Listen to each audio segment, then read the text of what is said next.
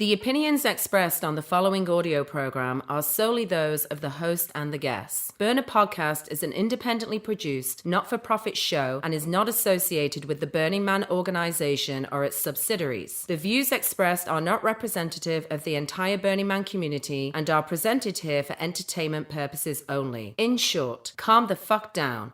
It's just a podcast.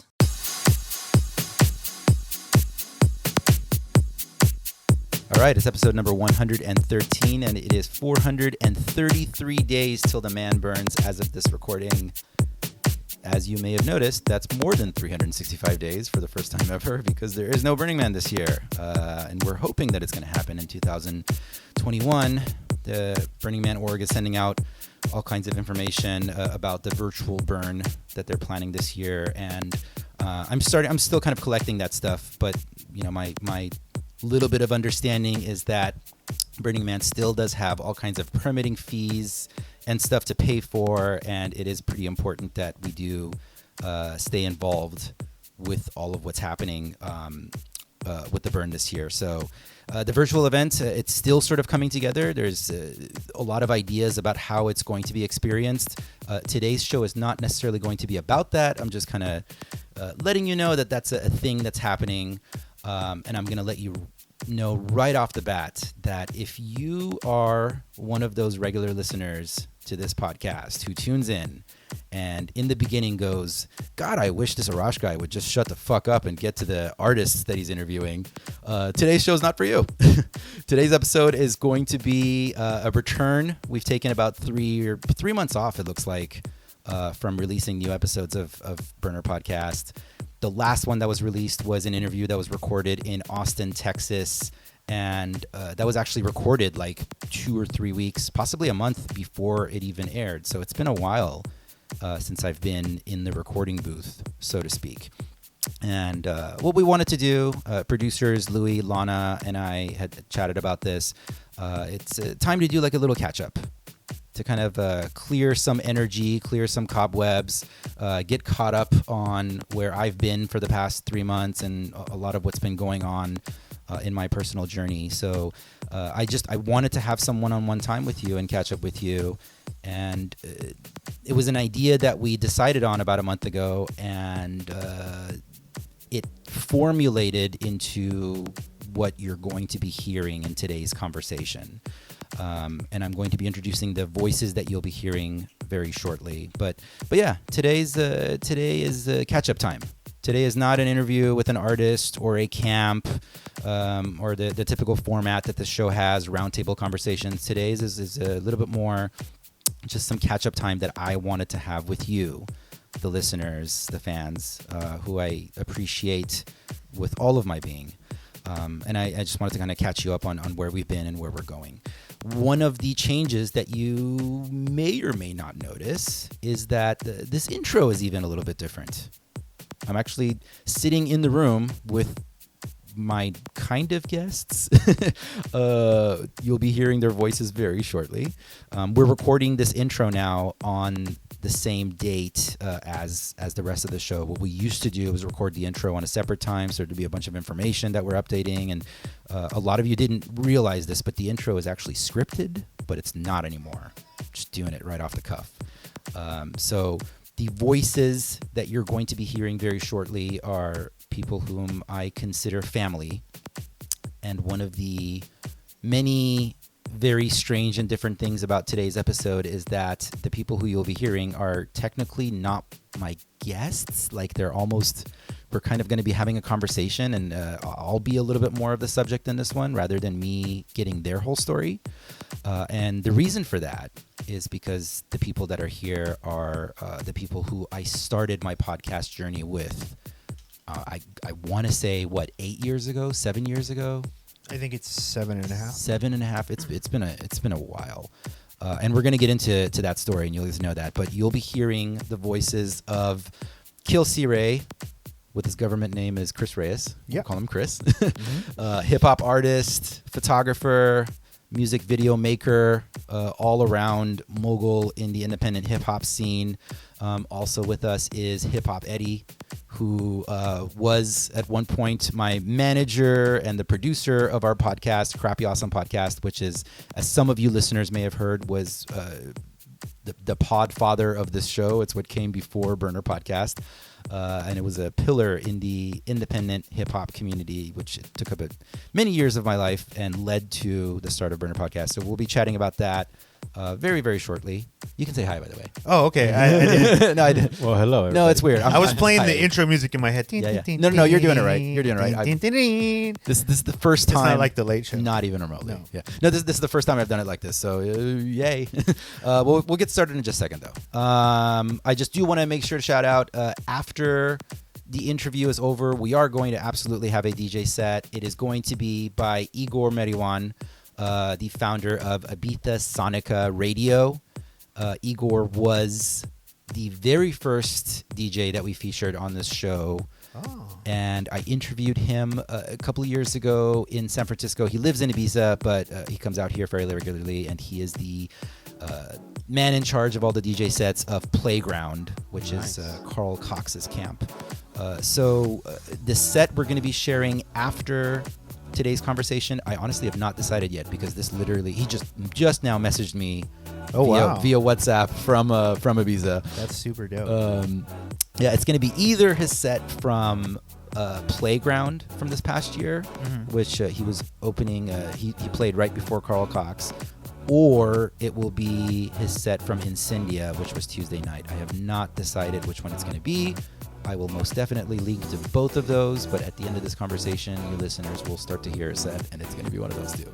Either way, it's going to be Igor Meriwan, and I love this man. He's amazing. You're gonna love it. Yeah, no matter absolutely. What. Yeah, look at that. These guys are pros. But let's go ahead and get into today's show. You know, with me. Today's episode is entitled "Nobody Calls Me Mr."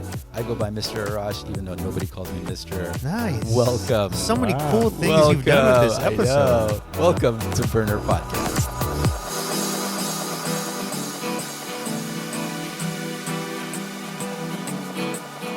On the first part of the journey, I was looking at all the life.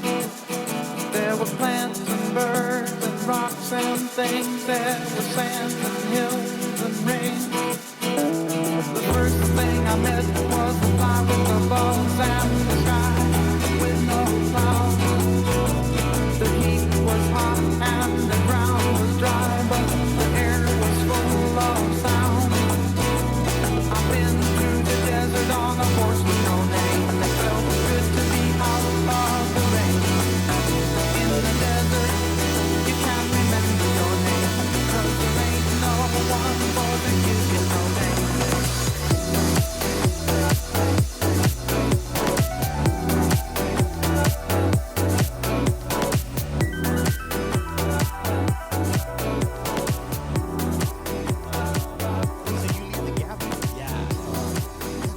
Instead of just cutting it, Right. you're trying to give them like one file. Yeah. I got you. Because this is one of the things that I realized was taking the episodes longer and longer to come out, was that we would record the interview, and then when I was ready to release it, I would record the intro, Right. and it would be like a whole separate thing. And then so I also was like writing the intro, and like there was just Yeah. work. Eddie knows about that. Yeah. He was on my. Oh, yes. That's what happened with Crappy Awesome. Yeah. We It just started kept getting doing a longer? separate intro. Yeah. And no, just getting around to doing it. Yeah. Yeah. Was the thing. Yeah. It was better that I catch everything in one swoop. one take. Yeah, that's just the way I felt like I worked better. But yeah, that's cool, man. No, like it had like a cool. That's what I've been doing for 112 episodes. Yeah. And it Are we had- the first non-burners on Yeah, the show? I'm going to talk Oh, about that wow. right now too. Wow, that's Yeah, crazy. yeah. This is. We'll talk about all of those things. Yeah. Yeah. The intro thing is a shift. Like that's one of the things people would like message and say, "Hey, when the fuck is the episode coming out?" And I'm like, God, that feels so good that you care, and you're like messaging me asking for it. Yeah. Because you're like waiting for it, right? That feels amazing. But then at the same time, I was creating more pressure in my own head about writing a good intro and not saying the wrong thing and not mentioning the wrong camp. Yeah. Mispronouncing. Why did you decide to even do that? Do the different intro? Yeah. Was it just like a creative thing? You were just like, I never did that before. Yeah. Yeah. And this will, make it have like a different experience type Right. thing. Yeah. It absolutely was. It Yeah. was because with Crappy Awesome, that was one of the things that we did when we recorded that podcast together. Mm-hmm. We would do the intro together. I don't think we had any scripts. No. I've never used a script. Yeah. No, I when I started Burner Podcast, I wanted some sort of a different sound to it. I remember. Part of that was also because when we recorded Crappy Awesome, we had you, who's a seasoned recording engineer. Yeah. And so the sound was very professional and crisp. So when Burner Podcast started, there was a mic sitting in the middle of the room. So you could tell that it was like just a mic sitting in the middle of the room. Right. So I would record what the did you have? intros. Like the blue, Yeah, the Yeti. the Yeti. Yeah. Which, by the way, this cracks Lana up, my producer, because she's like, I talk about my mic way too much. She's like, it's like really funny and No, it's a phallic. big deal. Like, I mean, most podcasters know what the Yeti is. Yeah. Because that's where most everybody starts. Right. Everybody starts on Right, the Yeti because right. it's just like a solid workhorse. Mhm. Yeah. And it's like this big bulbous thing. Yeah. Yeah, and it sounded more professional to... I almost felt like it packaged it better. So I could record the intro where it sounds very clean in radio. Right. And then it goes to And like then a live Right, feel. right. I feel that. And we also used to have like a break in the Do you middle regret of it? the show. Doing it that way? Yeah. No. No? I mean, it got us here. Yeah. Yeah. Now, I mean, now we're doing mics. Yeah. You know, like... But no, we used to have like a break in the middle of the show where I would like mention events that are happening in the burner community around the world. Yeah. Just more produced. Yeah. Right. Yeah. Where it seems like, okay, but is the change, like, is the thing that led to the change simply just that it was a logistics thing, like with time, or was it that you were like, nobody cares anymore? You know what I mean? 'Cause A little bit of both. Yeah, because I that's where I'm at with it. Yeah. Like No, and this is just like real brief, but like Sure. when we used to do our podcast, remember we had specific intros and outros, right? Yeah. That we never ever missed. It was Yeah. our thing. We'd get mad if somebody interrupted that part, all that stuff. Yeah. And so coming back this time, I purposely was like, I just don't care. Yeah. I don't care about I don't care about any of that. Right. Because I think as creatives, we get kind of like we have a tendency to get locked onto those things That's exactly that what don't happened. mean very much Yeah, to yeah. anybody else but us. That's exactly what happened. Yeah. Yeah. Because originally there were reasons for that setup. And then now I don't really need it anymore. Right. And I realized what I was doing is that little by little, it was taking longer and longer to get the episodes out because I was like dragging my feet on writing the intro and it just made it more complicated. Too and- many steps. Yeah. And even the scripting, like I was scripting my intro because I kept hearing like Nav's voice in my head. Navjeet Sarna, who's the producer of Burner Podcast Presents Alkaline, which Yeah. is our spin-off show. Right. Mostly music. Yeah, Right. that one's all me. That one's all DJ Yeah. sets. Nav would like make comments about how long my intro was, and then I would listen to my intro and be like, "You're right, I'm rambling on and on." So I'm like, "What if I write the script so I bang it out faster?" And then the script took on a life of its own. So now I was spending too much time writing this fucking script. Yeah, because I think that's something you got, man. Yeah. I mean, you sit down with a pen and paper, Yeah. and Yeah. you're just gonna go off. So Yeah. I feel like regardless of what it is, you're gonna. a lot of Yeah. those things feel like they're like naturally Arash things to do. Yeah. Yeah. Like everything you're telling me, I'm like, yeah, those are Oh. because as you were telling me, like because I understand, like you have Yeah. an audience who's used to something, Yeah. and you tend to get concerned with if they're having a hard time with the change Right. that you're going through. Yeah, You know what I mean? yeah. And it's just being considerate. But I'm on 349. Yeah. The Of Crappy episode Awesome. 349. Yeah. On top of like the side ones I've done. Yeah. Right. And the live streams and through all that experience, I have found that most people are not. They don't care. They just want the me. Yeah. You know what I mean? yeah. Or Yeah. they don't even want that. They just want you to be some background noise Right. for you to get through their day and maybe chuckle here and there Right. or go like, whoa, I didn't know that. Yeah. But beyond that, it's impossible for us to create something that they're going to digest the way you want it. Right. Nobody's going. It doesn't matter what you do. Yeah. You know, and at this point, you've been doing your podcast where you're such a big part of the podcast. It doesn't matter who's on, right? that I would think that I just feel like your listeners are probably listening right now and being like, man, it's cool. Like, yeah. don't worry about it. Like, I think you know, you're absolutely right. And by the way, listeners, what you're listening to here right now is, I'm sure you're grasping why I'm doing this recording with Chris and why Eddie's here. We started Crappy Awesome podcast. What year was that? 2011? 7 years ago. I don't know. Somewhere around there. 2012, Yeah. something like that. Yeah. So, Crappy Awesome was the podcast that I was recording long before I discovered the Burning Man community. Yeah. And Chris and I, whose voice you're hearing, we were co-hosts, and Eddie was on and off on episodes, usually chiming in the background. He was booking the show. He was mostly producing the show. Yeah, booking Right. and producing. Yeah. And like I said in the intro, I briefly brushed on this. I kind of felt like I needed to come back home and have a have a little therapy session with my fam. And like you said, you guys. So we have some basic filters of how I decide on guests, like how we talk about it with the production team and figure it out. And one of the basic filters is you've been to Burning Man once, right? Like, you may have a topic that's like really on point, and we know for a fact the burner community is super into it. Like, let's say you're an ayahuasca facilitator, right? Yeah. We're like, all right, well, if you haven't been to Burning Man, like, how can we package this so that it works? Like, do we have a round table with a couple of people who have been to Burning Man, and now the conversation still goes back to that, right? So that's like the basic. You two are definitely the first time that I'm recording with somebody on this show. That's not like a branch at all. You're like completely a different tree. Never been to a burn. Yeah. Right. It's just like, I've it's a heard different about it fruit. But let me ask you this. I'm thinking about it now. Yeah. When you first, because I want you to take us through the process of breaking away from Crappy Awesome. Yeah. Where your headspace was at. And just, was there subconsciously the thought, you think now in retrospect, of like, this is how I make it just mine? Because Chris and Eddie can't even be on. Yeah. Do you know what I mean? Yeah. Do you think that thought was there at that time, maybe? Like, right? I mean, you had just put in over 200 episodes.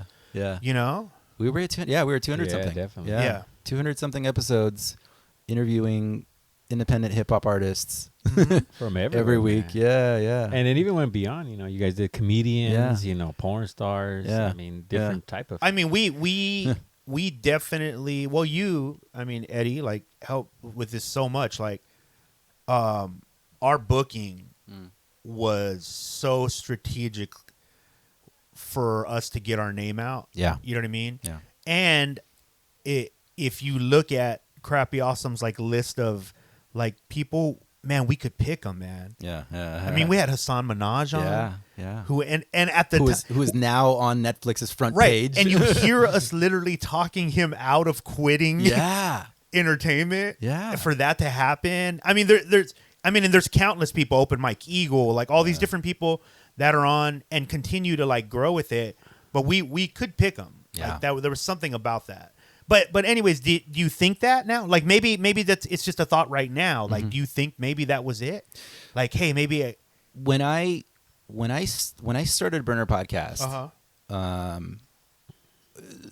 don't think it was necessarily that in terms of like you can't be a part of it, but like the thought was it's the advice I still give people. This advice still stands, and I think it's still like some of the best advice that for anyone. You should always have something that belongs to you.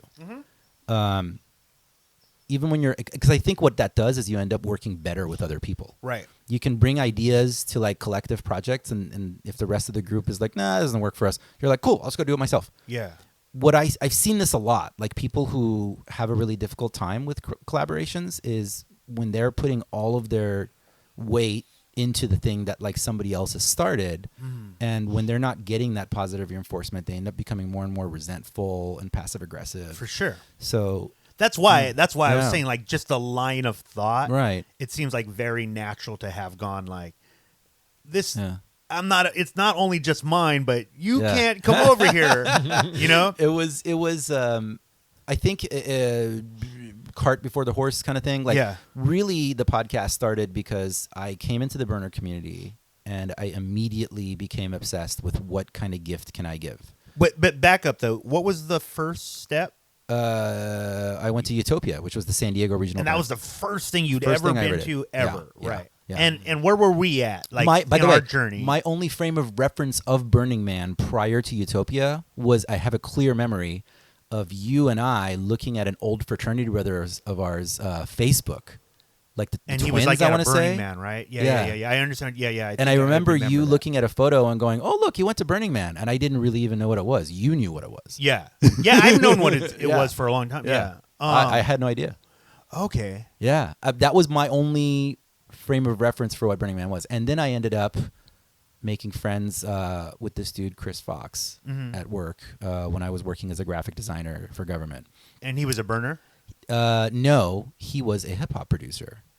Oh, interesting. And his best childhood friend, Jake Haller, who's been on this show actually twice, he is one of the like major behind-the-scenes leaders, especially in the San Diego community Gotcha. of the Burning Man community. So he had been saying to like, so me and him connected on hip-hop. Yes. We were chatting like, so that's where we would hang out every day, talk about like hip-hop music videos, like this and that. And then he kept telling me that his boy had like these underground parties that he threw. That's what he kept describing it Right. as. Because he wasn't really into it. No. Yeah, Well, yeah. he would go to parties, but he for sure didn't like. He was like a germaphobe. He would never go actually to Burning Man. Gotcha, He was like gotcha. terrified of the dust in the Gotcha. desert. Yeah. So yeah, it was with him that I ended up going to Utopia, which is the San Diego Regional Burn. And the first night I had this part of the story I have told a bunch of times. The first night I had a mushroom trip that just kicked my ass. Is this when you laid down with? Do you lay down in yeah, like a bed of yeah. people? Yeah. Right. And Yeah. like some girl hugged you. and Yeah. I remember the Oh, story. yeah, I remember the yeah. story. Yeah. Yeah, it was a powerful experience. Like she just like protected me and held me Yes. while I was in this dark place. Yes. And the funniest part was like it was like all these people that were all zombied out, and then like somebody sitting on a bench started talking about The Walking Dead, and all these zombies suddenly got up and like, shut up, Yeah, haven't yeah. seen it. That was the one thing that got everybody up. Wow. But yeah, that was my first night. It was Yeah. it was really rough. And were you? Okay. Wait. But like, let's Do it. because I want to unpack this a little bit. Please Well, do. real quick, you threw I think from what you were just saying, real quick, you threw that seed in him What? when you saw that picture of the fraternity. Oh yeah. the Burning We've Man, talked about that it a lot. clicked. How like we I just saw it like boom, and There's- then that's like there's these little moments that Yeah. we've had where you've done it to us. Yeah. Like you got us into just the idea of self-help, Yeah. which has then kind of led to my life being the way it is, like working, like just like the goal of working on self Right. was introduced from the idea that you used to just bring books around and you Yeah. were reading a bunch of self-help stuff and like right, and you were at the time funny. it's interesting of how much it dominates my life now. Yeah. But at the time, you were just a self-help guy. I was Yeah. like, fucking Arash, oh, he's working on himself, like, right? And that sounds so ridiculous Yeah. to say now, Yeah, right? yeah. But that's how it got introduced, and it wasn't the intent wasn't necessarily to do that, Right. right? And then exactly with the Burning Man thing, just mentioning it to you, and it's weird how these things filter through people around us, Yeah, right? Like yeah. they filter these messages into us that you might need at the time. Yeah. But let me ask you this though: The expansion of the universe. were you in a? I don't know where you're at right now. Yeah. Right. Like mentally, spiritually. I don't know where you're at right now. We're gonna get to it. Sure, We're yeah. working our way to there. Yeah. But back then, were you in a bad place? I don't think I was in a bad place.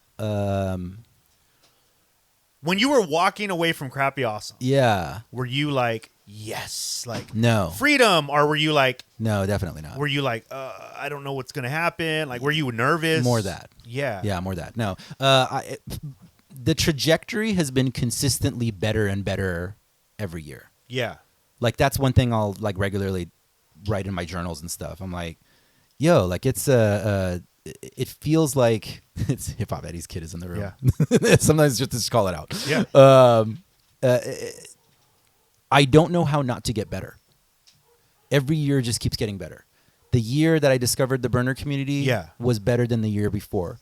The year prior was like the What do you mean seed. better? Just everything's better. I feel better. I'm more excited about life. Right. There's more dope shit happening. Yeah. The expansion of my experience, like Are you dealing with things that bum you out better?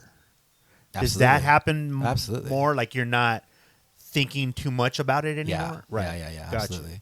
Yeah, But at it's that like- time, again, Mhm. let's not get in front of Yeah. ourselves. At that time, you're just exploring because that's the first time we are watching you as a friend yeah, venture off into like anything by yourself. right. So we're watching that, and we don't know what to expect, right? Like, and I didn't know anything about the burner world. All Right. of our friends were hip hop artists, like Right. or artists working in the world of hip hop. right, I mean, we had white people around, but that wasn't the majority Yeah. of our circles. yeah, Yeah. Yeah, it was a brand new discovery, and it's really interesting how it came from multiple hip hop connections. yeah. You know, But again, though, mental state, Mhm. You're walking away. I knew Is it overwhelming? I knew that I was like still looking for something, and I knew that I hadn't found it. Right. So even the whole time that I was navigating hip hop, I was Uh-huh. still looking. Yeah. I remember the Bonnie Vent episode was really big for me. Got you. Bonnie Vent was, for the listeners, she was a Paranormal, psychic medium, yeah. paranormal. Investigator. Yeah. And on her episode, we interviewed her for Halloween Mhm. in the Cosmopolitan Hotel in San Diego, which is like a famously haunted spot. Right. And a lot of weird shit happened during that recording. In the most haunted Yeah. room. Yeah, yeah. Where like our friend Fernando was sitting there and he saw, Saw like a black cat. Yeah. right, which is reported all the time. Yeah. And then she had to explain, oh yeah, there's a cat that haunts this room. Like he Yeah. saw it very clearly. He brought it up and then she clarified. Yeah, a bunch of weird But shit you had happened. a crazy experience. Yeah. Yes. Yeah. I just Specifically. I had a very that was the moment that I felt a connection to something bigger than the human body. Oh, interesting. Yeah. Really? Yeah. That was the moment. That was what connected it. Something connected. Like, so oh wait, things are interesting. happening for a reason. I did not Yeah. know that. That was well because I remember when we got back home. No, I remember how Yeah. heavy it was. Yeah. For you. Yeah. I remember that. It was heavy for everybody Right. watching you go through it, right? Like it Yeah, was, I had like a it breakdown. was weird. I It all was- of a sudden yeah. burst into tears and I ran out of the room. Right. And then you also smelled like these flowers that your grandmother used Yeah. to have around. Yeah. Right? Like all these very like it was weird. Bunch of shit happened Right. A bunch of shit happened. during And this episode. but I did not know that was the connection. That was, I think, Yeah. prior to that, I'd always been wishing that I had some sort of connection to the spiritual realm. Oh, interesting. And it was that episode that gave me the first taste of it. Because I don't know if people know this, religion in your house or spirituality growing up wasn't really practiced. Muslimish. Right, But right, not, right. They weren't Not really. like practicing. Nah. Got you. Okay. Nah. So you didn't have that like idea of like the bigger Yeah. thing. Oh, that's so Yeah, interesting, yeah, man. yeah. Wow. That was the seed, that episode. And so it starts growing in your brain now. Yeah. And because you didn't leave like right after that. I think we did Yeah. like a bunch more episodes. Oh, yeah. Um, No, in fact, that what happens is every time some sort of like a connection or like a leveling up happens in my life experience, Mhm. if that's like the best way to describe it, Mhm. It makes the current experience like fun and amazing again, and it makes it better than it used to be. So I went back into Crappy Awesome, actually, like because you enjoying found it on this a new thing, and yeah, you're like, oh, I wonder if I'll find that again. Or, Yeah. what else can I find? enjoying it on a new level. Right. I think expansion doesn't happen when you're running away from something. It happens when you continue to feel better and better, and then you feel confident about running towards a new thing. Hmm. So even like with weight loss, for example, it doesn't work when I'm looking in the mirror and like hating myself. It works when I make peace with it. I love it. I'm like, all right, I appreciate where I'm at. I'm also going to work towards a better place. Sure. So with that episode opened the lines of spirituality. Okay. So now let's Things are happening for a reason. right. Things are happening for a reason. I'm looking for more now. Yeah. Right. Yeah. Because that part is like the addictive part of you. Yeah. Right. The addicted. Yeah. I'm always addicted to growth. Like no, you're just addicted to whatever you're into. Like Yeah. you go you go in. Yeah. Right, and you've always been like that. That part I've always known you. Right. I mean, even with you joined the fraternity. I don't know if people know that. They mentioned it probably, but Right. We were in the same fraternity. I founded a Yeah. fraternity. Arash joined that fraternity Yeah. because he was one of those dudes who was all in. Like Yeah. and you didn't just like join. Like you joined and then you like wanted to lead Yeah. and you were helping the organization because there's different types, but you've always been that type, Yeah, right? yeah. So I now find you're every time I go into a new community, I end up very quickly making friends with the leadership in that community. right because that's part of your personality. I don't think you could. Avoid it. Yeah. I don't think you could avoid it. I think you're not a person in the crowd, Yeah. or you've never been happy with that. Right. So yeah, that part I completely understand. Like Right. I knew though that I can tell you that. Like again, I knew what Burning Man was, and I just films and stuff or whatever. Like, and by the way, what I knew at that time and what I learned from you, it wasn't that off. Mm-hmm. It was. I kind of got what it was. You know Yeah. what I mean? But I also knew you at the time. I think we were still like going out and like Yeah. partying. And for people who don't know, me and Arash would be in nightclubs nonstop. Actually, me, Arash, and Eddie. Yeah. Yeah. That was actually the group. We partied a lot. We were Yes. talking about I mean, a that. lot's an understatement. Yeah. Right?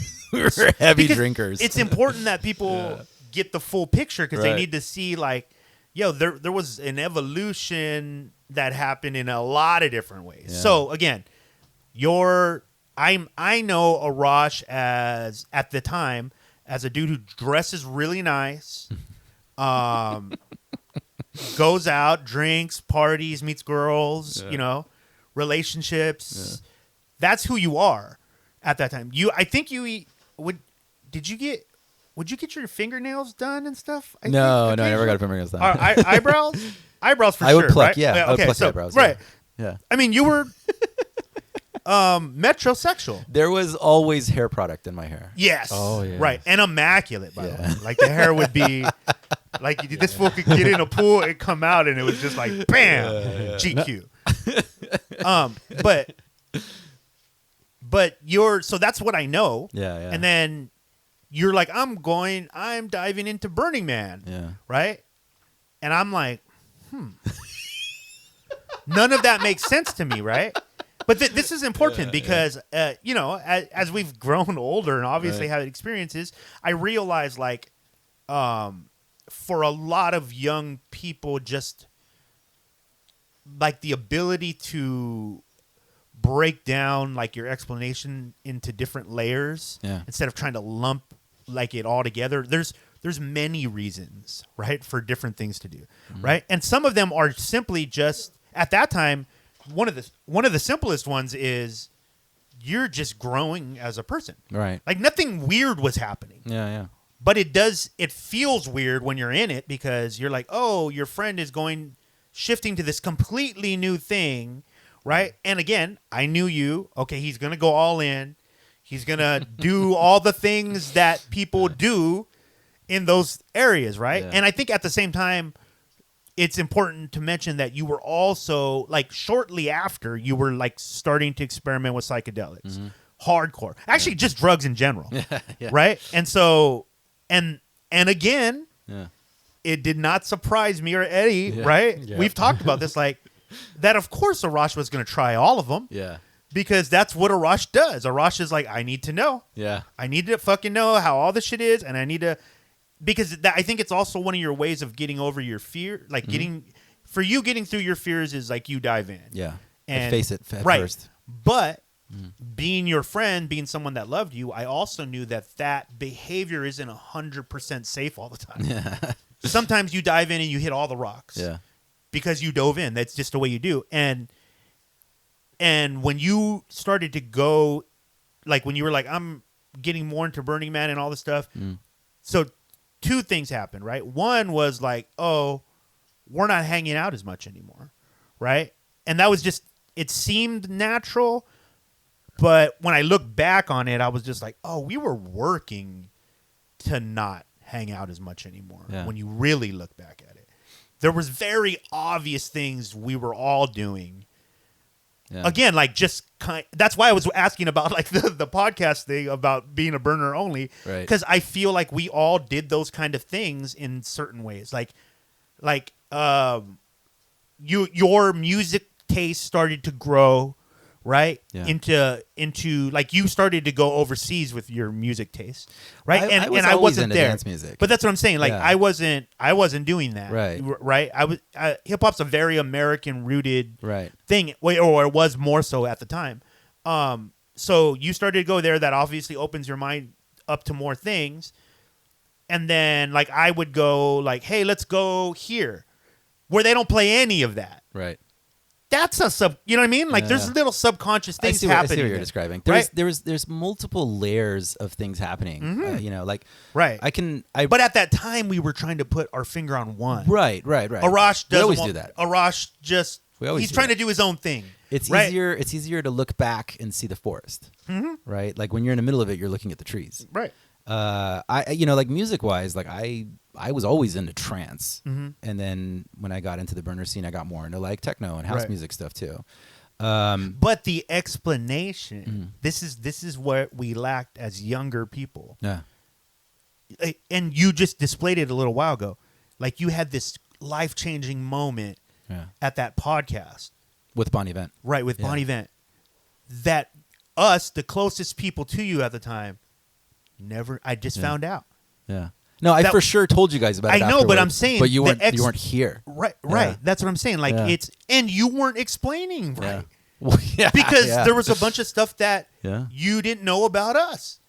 And that was, I'm saying like that, I look back on those things now and that it just is like, what's what young people do. Like Right. you don't explain yourself well. You think that people know what's in your mind. It's never true. Absolutely. You know what I mean? And when there's three men who are all trying to find their way, Yeah. right? Like that was destined to happen. Yeah. Like I look back on those things now, and that's why I had never heard your perspective on like were you happy? Were you sad? Yeah. Were like what was happening? Like Well, I think you hit a know? really important point about like words. Like Mm-hmm. if anything, that's one of the things that I've been exploring when I was in the past 3 months that I took off from this podcast. yeah. Podcast is words. Mm-hmm. It's us recording words. And one of the things that hit me more and more is like, God, people ultimately are going to hear and convey what they want to hear, what they're ready to hear, and all the words in the world don't Wherever fix they're it. at, yeah. Yeah. And it started to give me that kind of little bit of existential crisis of like, Mm. what am I contributing to the world other than just recording more and more words? Mm-hmm. Is this creating that connection? That was one of the many places that I went in my head. Because you didn't, because this is what's interesting, right? Like for me, right, it never stopped giving me anything. The words. Yeah, all of it. It was just constantly. I just kept seeing. You have way more stamina than I do too. You can easily record for like 3 hours. Right. My cutoff is about an hour and a half. Yeah, and that's what I'm saying. Again, Yeah. there's all these things happening. Yeah, like yeah. as a big, you know what I mean? Yeah. And so Those were factors for sure. they were all exactly. yeah. And so like it's See, like with going into the burner community, I have always been, as you described, Mm-hmm. curious. I want to try all of the different things. That was my favorite part of Crappy Awesome was when we would have the off the wall guests. Mm-hmm. Right. Like if we had like a comedian or like, you know, random, like have a conversation with a porn star, you know, like things like that. The because writer, the hip hop artists weren't. I What? didn't like it. I didn't like it when it was a standard music interview. And we had some of those when we just got into autopilot and it was just like a standard, like, all right, record it, turn it in. But that was us. The episodes that I really appreciated, the conversations I really appreciated were the ones that we were going off the wall and Yeah. the artist was pointing out, God, I've never had an opportunity to talk about this before. Yeah. Like, oh wow, we're talking about DMT. But that's We're what I'm talking saying. about That was us self-help. though, right? Like that was us What? being bad interviewers. Well, we had. I mean, It when you're wasn't doing them. no, for sure. They for sure. didn't know what. Yeah. We were the first ones who Yeah. had a podcast. Yeah. When you have Nobody even knew what it was. when at you have first. 200 something weekly episodes, Mm-hmm. you're bound to have some that you're calling in, Right. some that are not perfect. And so what I'm trying to get Yeah. to is like, it seems like all those issues are just normal Yeah, things that would happen. for sure. But you made a huge life choice. Yeah. You were like, I'm going to put my life in this direction, Mm-hmm. right? Which was ultimately the right choice. Yeah. But I just know that anytime I've been at that point, there's a high there used to be at least a high level of anxiety in like, oh man, what if this doesn't fucking go? Yeah, that's interesting. You know what I mean? This is what this is making me think of. Uh-huh. You had a lot more confidence. That was like one of the many qualities about you that attracted me to you. Mm-hmm. We've even talked about this. Like you've talked about how like you have like almost like an overconfidence in some regards. Sure. That you've reviewed. You had a much more solid, stable base of what your vision was for how you'd like to navigate physical sure. reality from a Right. younger age. Yeah. And I did not. Yeah. I was still searching. You know, even coming into like the hip hop world, it was still a search. I think where Burning Man, the reason it fit in so naturally is because the search is the community. It's no longer like this is the set of rules, this is how you dress. Like Uh-huh. you're never gonna find a consistent idea of what a burner is. They're from all over the map. The experiences are from all over the map. And you felt in hip hop you could too easily define it. It felt like there was a lot more of a uniform in the movement. Mm-hmm. I think that's uniform why- even in clothes. I think it's why it's so interesting to have these types of conversations, right? Because It's still, mind you, it's way beyond more varied than most people have any frame of reference for. for It's sure, just that's where it took. but me. I mean, everything is. yeah, absolutely. You know what I Yeah, mean? Like yeah. if you're just looking at Like the we would talk about, trees- we talk about trying to explain to somebody reggae music. Somebody Right. who doesn't understand reggae music versus somebody who's like an expert reggae DJ. right. You know, they can break down all the different like subgenres and this So and was that. part of it, because this is what it makes me think of, like Mm. the way you get into something, right, is one, it's envisioning you doing that thing, Right. and then you start to be able to do it, like you apply it. Yeah. Do you think that had a lot to do with it? Is that you didn't have like a role other than a host Mm-hmm. in that world? Like you weren't actually, where in Burning Man community, you can play multiple roles, Right. and they can, all roles that can stand on their own, Mm-hmm. right? And where you didn't want to rap, you didn't want to make, hip hop music, you wouldn't. Yeah. you Yeah, I know would what say that's a good Yeah. that's a good reflection. Yeah, because even- how could you dive into the layers if Right. you weren't practicing? well, I was a music video director. Yeah, but But you it was know, like it's different. it was the fulfilling I wasn't getting as much fulfillment from doing videos. Because you couldn't. Yeah. I needed I was like I'm ready to fucking have a budget and I couldn't figure out how to get over that hump. Yeah. I was ready to do bigger stuff with it and so it just became more of a drain. Interesting. With the funny thing is coming into Burning Man, I was very much just the host, Yeah. but But I think you saw, because I remember early conversations. I with feel like you. that was something that was missing there. Yeah, Yeah. I think you saw though also like roles you could play moving Yeah. forward, because we had early conversations about that, and again I wouldn't. You being my friend, I wouldn't expect. It would have been weird Yeah. to me if you just went and I'm like, oh, I just go. I buy tickets every year. and Yeah, I dance, and Definitely not. Yeah, that's just not something you. I've would've never done. gone in regular entry before. Right. It's always been early entry with build or some sort of project. Right. So that part wasn't weird to me. Yeah. Yeah, the only part was, and I don't, now I look back, it's not weird to me anymore. It was just, I can understand my own concern, Mm-hmm. Yeah. because I was just like, oh shit, my friend's Yeah. going, There was a and we can't go with you. yeah. Oh. You could That's absolutely weird. go with me. No, but the way we would have to leave what we were doing. Yeah. You understand what I'm saying? So no, we couldn't really go with you. We had to we were doing everything you felt you were doing, we felt we were doing. Yeah. So, but you just didn't feel that. You needed to find your own thing, and nobody gets to go with you for that. That is just you. And I think that as younger people, we make that flaw a lot. We think but can everybody come join this thing that I'm doing? As an adult, I know that it's ridiculous to think that everybody is doing their own thing. They're getting their own thing out of this. And if you just so happen to like the same music, Right. you're probably going to end up in the same places. If you so happen to, we're both in a band, well, we'll have that connection forever. Right.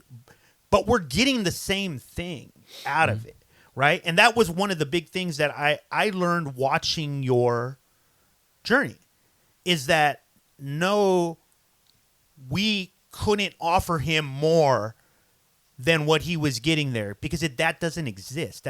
That isn't. It's not about what is better or what's more, or these people are nicer and these people are. Shut up. Yeah. None of that is true. Yeah. None Wherever of you that go, is you'll true. find the thing that you're looking for. Exactly. Yeah. It's what you need. Yeah. You'll find the thing you need, probably. The confidence thing I was mentioning earlier. Yeah.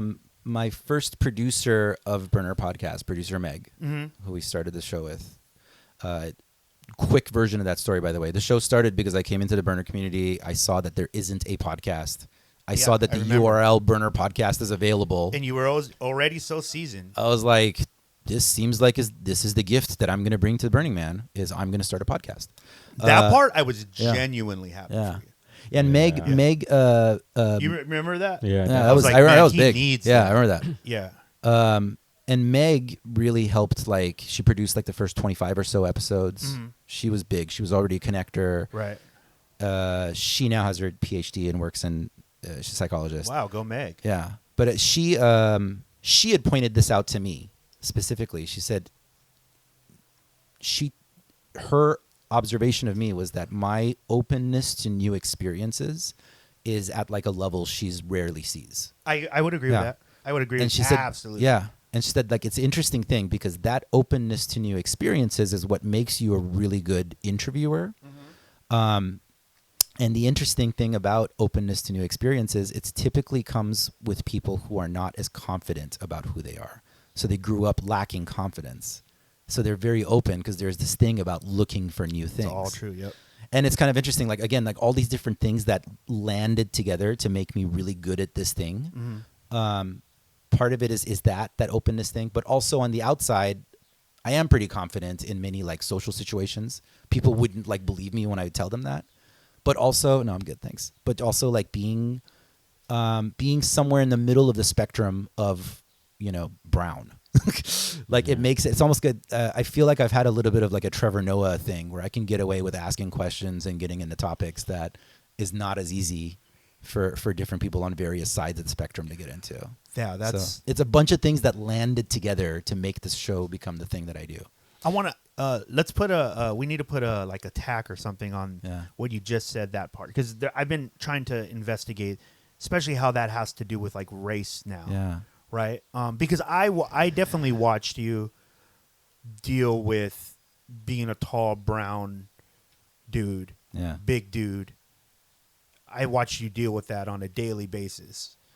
And you, to your credit, you were always very forgiving of whatever was happening. Yeah, I remember. But to the point where I would sometimes be like, dude, no, it's not okay. Like, it's not okay. And you've always been hesitant. This is just because you're a heart. But you've always been hesitant to put your finger on a group of people doing a group of, a thing. Yeah. Just because in your life, a lot of that has been proven wrong, right? In your own experience, you haven't, but you've also had these very traumatic things happen to you, right? Where, I mean, you just have a forgiving spirit, I think, in general, which is always weird when I know that you're holding a grudge or doing something, because I'm just like, that's so not, that is not going to last. Whatever it is, it will, I don't care if it's 10 years later, it will break down, because you just, you're like me in a lot of ways. You just don't see a purpose for that, like the hate part, right? But but nonetheless, it was happening to you. Yeah, I remember him talking about, or Rosh talking about, like going anywhere, club, store, anywhere, and they're always would size you up. Yeah. Everybody, and that makes, and now or that if we you're were going to talking, get in a fight as kids, they Yeah.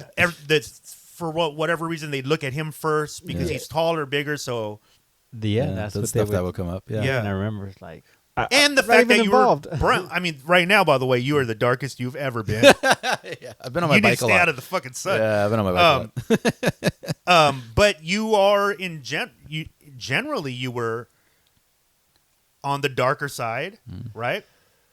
And I remember there always being. That's why it's all kind of coming to me right now. Like Yeah. that's why some of it was weird to me, because I knew that you had people be racist towards you, and most of the time that was like a white person. Yeah.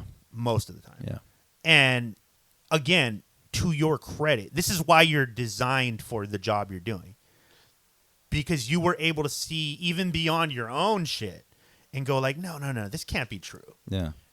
I just need to meet more people, Yeah, right? yeah. Because that's what you do. More.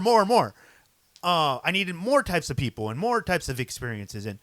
And ultimately, it's also your cure, right? Like that thing is the thing that cures a lot of your ailments. Is that eventually you'll try the thing that works. You know, it's what it is. One of the ways that I would describe that is like framing a photo. You know, like life still has like so many stories. Right. You know, it's not one single hero's journey. It's millions. Yeah. Even with framing a photo, like you can zoom out and show, you know, the ugly parts of it, or you can zoom in and frame it a certain way and show only the most beautiful part of it. And you Right. can choose how you want to experience that. I think like continuing to get more frames of reference, that's what I've always found, like what you're describing.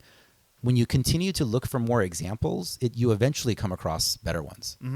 But if you continue to only stare at this thing that doesn't make you feel good, then more of that shows up, and that becomes your entire experience. Yeah. It's been I think that's one of the ways that I describe Burning Man is that it's like an airport of consciousness. There's people that work at the airport that never get on the flight, right? Then there's people that are coming and going. And that's what I've always like really appreciated about the experience. And I would fucking kill for someday for you two to come and see what I've seen out there. Well, it's man, and this is Being at a bar, listen to this, just being at a bar and I look to my right and there's a Czechoslovakian college professor, you know, wearing some ridiculous outfit. And then like to my left is, I don't know, like some Silicon Valley entrepreneur. And then like there's a fire spinner from Detroit. yeah. And we're all talking about what is existence at like 2 a.m, you know, over a drink. And those are my favorite parts of Burning Man. It's not like the dancing and the lights and stuff. It's those moments. So, man, this is so dope. By the way, thank you for doing this. This is Thank you for doing this. This is what I needed. I've been wanting to catch up with you. So here's the thing, right? Everything you just explained, I have found in hip hop. In hip hop, yeah. Every part of it, Arash, all of it. And then I start to. This is how we have to break down our realities, right? Like everything you listed of what was cool. Yeah. I was not that into that. So I'm not going to suddenly be into it Yeah. because I'm present there. Do you know what I mean? Like, especially as an adult, like I'm, you know, I know where I'm at and I know what makes me happy. And like, and let's just look like logistically and like just the math of it. I don't drink. I'm sober other than weed. I'm sober completely. And that plays such a big role in my life. That was one of the reasons we stopped. Yeah, yeah. Things we didn't realize how much alcohol was a thing that we bonded over Oh my God. every week. So much. Yeah. So much. Yeah, I was just seeing a picture the other day of us three, Oh and my our God, faces were bro, so we looked red, and so we were bad. like almost like. Can't believe how much we drank. I was like, But I oh. think, but here's the problem. At that time, I know we thought we looked good. I know we did. yes, but, yes. But that's what I'm saying. Like yes. these things are so trivial. The reality is like you're going to get fulfillment wherever your puzzle fits, wherever Right. your puzzle piece fits That's in. an excellent description. And you cannot your puzzle piece is yours. It is yours. We have shared experiences. And this is what's beautiful is, dude, we have shared experiences. Yeah. But I'm over here doing it and you're doing that. Yeah. It's why we can come together and have this conversation, because I know what you're talking about. Yeah. But do I want it packaged the way you want it packaged? Covered in dust. No, Yeah. probably Yeah, not, yeah, right? yeah, like yeah. it, but you're also into those things. You're into like living, like roughing it and doing a lot of, those are all parts of your things. And for you, like it has to do with your physical, it has to do with your health, it has to do. But I have things that do all those same things, and you, in some of those things, you'd be like, I don't fucking want to do that. Yeah. No, and I we're- get it now. Like I'm like, yeah, I mean, cool. Why would you we're- want to? We're reading the same DOS code. Absolutely. We've just chosen different interactive graphics Yes. Yeah. in And- order to experience And it. I know you deal with this in your community because I deal with it in my community. Yeah. Right? There are people in those communities that think their community is the best. Yeah. We all have our Bible thumpers. Right. And that's it's so important that all of our communities understand like that what we're talking about. This Yeah. is we've had almost a lifelong friendship. And we don't go places together. We Yeah. don't do those things. And for me, I've begun to just cherish the moments that we have. But it's all, every time I talk with you, it's like it's a confirmation of like, okay, cool. Yeah. And he's good because he's doing what I'm doing. It just looks different and it's packaged different. Totally. And for me, I've gotten out of the practice in my own community. People know this about me, is I will not have a conversation about what people think is the best. I don't give a fuck What people think is the best? yeah, of anything. I don't give a fuck what you think Yeah. is the best. Yeah. There's things that I think are the best. And that's good enough for me. Like it's cool that you think something is the best. I get it. It's giving you so much. But the audacity to think that thing is going to give me the same thing, and we haven't even had the same life Right, experience. right. Ridiculous. It's just a math problem. Well, it's the argument that people get into, because what you're describing is a lot of what you see constantly on social media and a lot of the world, Absolutely. is this sense of like, because what I'm experiencing is the best, what you're doing is wrong. Are the worst. Yeah. Because I'm doing the worst. I think that's you the can't irritating be as part. bad. Yeah, Right. yeah. It's the binary view of the world. That, Yeah. because I'm doing, rather than like, to me, I always go back to the same thing, which is like, there's almost 8 billion of us on this planet. There's plenty of room for you to do whatever the fuck you want to do. Absolutely. We were just talking about that. Yeah. We literally Yeah. had an hour-long conversation. Yeah. Yes. Wow. And that, and it actually would be kind of boring if we were all doing the same shit. I've said this a bunch. I know you feel the same way, by the way. But I've said this on my podcast to my audience about hip hop. Yeah. I champion, I support all new music, young artists, all those things. I'm a firm believer that there should be a song for every emotion. Yeah. So that never ends. And I'm a lifelong fan of hip hop. I really believe in it. I believe in what it means. Thus, I want to keep discovering new hip hop Right. for the rest of my life. I'm not going to shit on all the people making new shit. Yeah, that's You know what I mind-blowing mean? to me. That is that's something we always, Yeah. all of these things. God, I'm just like thinking about how much I'm appreciating that we ended up doing it this way, because I was originally considering doing this like just as a solo recording and going through notes. Oh, awesome. Yeah, no, but this is because I have in passing mentioned hip hop many times on this show. Yeah. But it's never been like a deep dive. Got you. And I've been trying to explain a lot of these same things to people, because like that's one of the things that cracks me up. Yeah. You've heard all of my rants about this shit. Mm-hmm. The stuff that irritates me, like one of the big ones that always irritated me was when the news kept saying rapper Chris Brown. You're right. Like, Right, yeah. You were a that's big stickler on that That's one. a super passive aggressive way of Right. saying scary black man Chris Brown. Right. I mean, you. I think He's you not were a rapper. You were the first person that I actually heard, and there's proof on recording. First person I that heard out. that actually say that in Yeah. that way. It made so much It was sense. so irritating. Another one that I always hear is like when somebody will say, I like hip hop. You know what? I'm just not into like the bitches and hoes stuff. I'm like, Yeah. dope. So what you just told me is you don't know shit about hip hop. Right. Yeah. Right. If that's your only frame of reference. Right. That's like saying gotten one little I snippet like from the country radio. music, but I'm not into the hats. Yeah.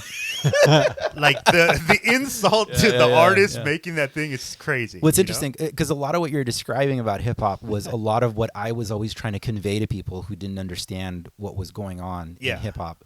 And like one of the ways that I always described it is that hip hop, I guess now I'm seeing it's the same thing with like Burning Man. It's not an event or a culture. I almost see it as like another layer of consciousness. Oh, it absolutely. You know, so absolutely. you go to another country and you'll connect, like burners will connect with other burners.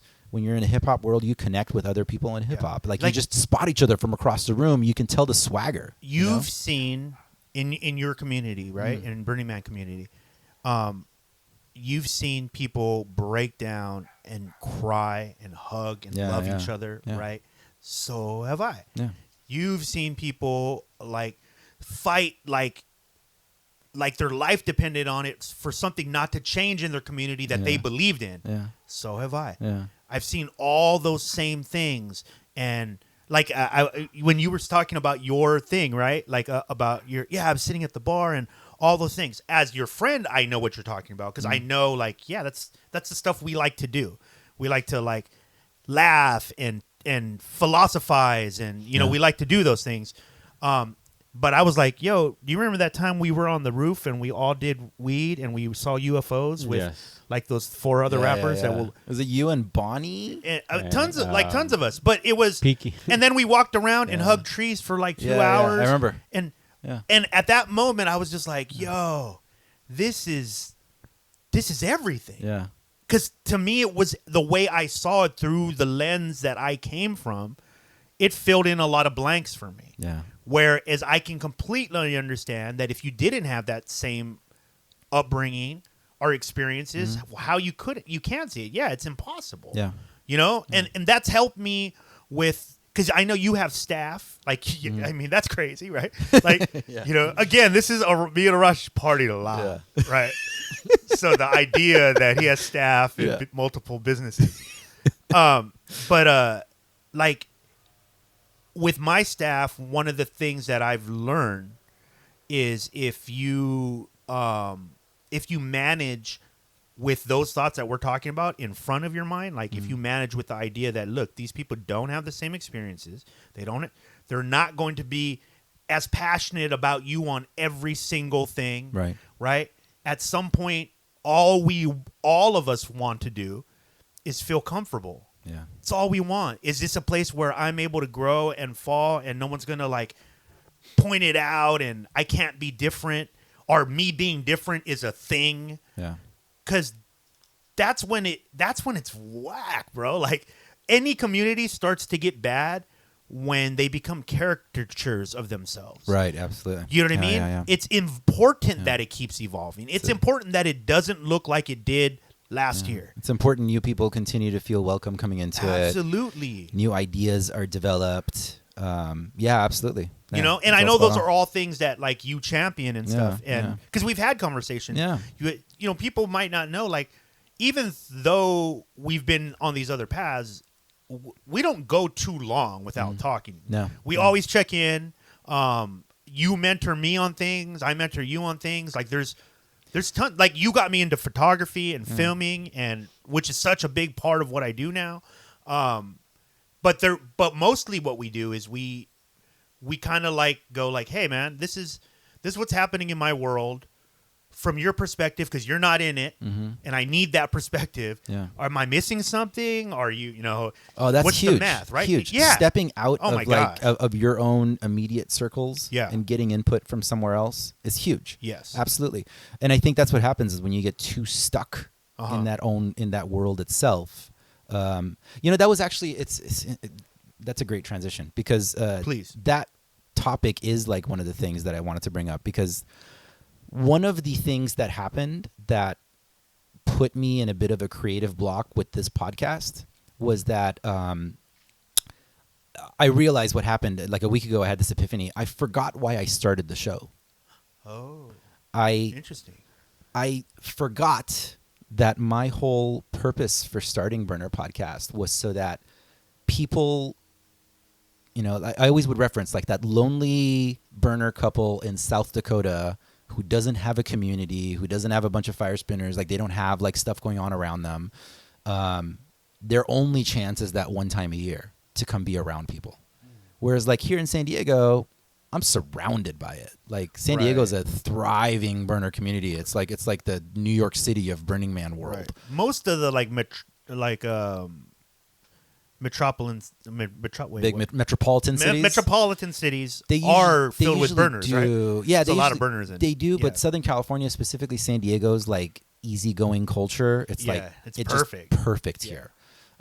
That's sort of like because even like New York, for example, New York has a big burner community, but I mean, when I was out there. I recorded like 3 episodes. I was there for a week. Multiple people explained to me that like that when you go to Burning Man, you get into that world, you get into that consciousness. But then when you come back to New York City, after about a month, you get back in New York mode. Oh yeah, which is like hard. Yeah, I feel like Whereas, like, New San York Diego's is like just this a all different year. animal. Yeah. Different animal Yeah. for sure. So, so that's for sure something that we had here, and that was why I started it. And I realized that after episode 100, I started to feel this self-imposed pressure to be a certain kind of show and have things packaged a certain way. And I sort of had this realization just in the past month in quarantine. It finally snapped. And I was like, man, I didn't start this show to be another Burning Man marketing channel. In fact, one of the things about it was like, it was in the tagline. It was about the community first and not that one event once a year. Because the thought that I always had in my head was, who knows, I'm going to start this thing. And then I might meet Larry Harvey, the most popularized, credited founder of Burning Man, the man who kind of like he envisioned where this thing was going and created it. Like, I might meet him and he might tell me to go fuck myself, right? Like it is a specific organization with a very specific brand, and I'm not going to be owned by this specific organization, Right. And that was and it's so funny because like multiple times over the course of the journey of this podcast, it has continued to move me back towards this place, which is, for you, it's about the people, and it's not about this one event, and it's not about the brand. It's these conversations here, Yeah. and I'm not owned by Burning Man, so there's still like a certain sort of a sense of freedom that I have as far as like being less worried about censoring myself. And it's not to say that they do that, but there is a sense of freedom that comes with it. I totally get what you're saying. I think I could give you some advice in that one of the ways I started thinking about the show that I do, Crappy Awesome, is that it was because I dealt with all those same things. I am the hip hop part of the show. Yeah. You are the Burning Man part of the show. You are a person who has engulfed themselves in this world. You care about it. I was just thinking as you were explaining, I was like, bro, do you understand that you didn't go to Burning Man? You literally went to Burning Man and went, hey, some of these things could be better. This thing that has been going on for fucking ever. Yeah. Like you literally went and not that you're the only one. I know that. Sure. I know there's a bunch of people who do that. But you're that type of person. Mm-hmm. You came in and you evaluated and went, okay, we could do this better. We could start putting this message out there more. And then just being the person that you are, because this thought kept popping into my head. I was like, Arash is probably more like the rebel of Burning Man, though. Like, because he refuses to detach himself from his past. Like, he doesn't want to acknowledge, like, oh, that was never there. I never had those experiences. Yeah. No, I'm adding my experiences to the pot too. And if we have to talk about it, then we will. And you're not a person who pushes that on anybody. Like, it's very organic in conversation, but you get new perspectives when you talk to you. So if you're just doing that normally, I couldn't see you be tied down to one message, because you are the Burning Man part of the show. I like to think of myself as more like Switzerland. Like, this is where you can come and get your story out. But yeah, it's funny. No worries. Larry Harvey died last year, and What did he die of? He had health, I think, like general health problems. Oh, wow. How old was he? Failed. I don't remember. 60s? Oh, wow. Yeah, I want to say he was in his 60s. I don't remember how old he was. Yeah. But it's funny that one of the notes that I had of like interesting things that had crossed my mind a lot is that I don't really do regrets. I trust everything happens the way it's supposed to. And I still do, by the way. But the closest thing I have to a regret, one involves Larry Harvey and one involved with Crappy Awesome. Yeah. I was at Burning Man's offices and I was waiting for them to buzz me in San Francisco to go in and interview a couple of people. And it was like morning. It was like 8 a.m. or something. And in the distance, I see Larry Harvey walking up to the front door. And he's like, and I see him and my first thought is like, oh, I want to say hi to him. But you know what? It's morning. He's going to, you know, if it was in the morning, I don't want some asshole. I All don't the know. countless reasons to talk Yeah. yourself out of it. And I just waited. They buzzed me in and I went in. Yeah. I didn't say hi. I just trusted that at some point I would get him on the show. Yeah. And then he died. And I remember that like hit right me. there in the elevator? No. I'm just kidding. I was like, you've been to a lot of pieces of history. Larry would laugh at that, by the way. Gotcha.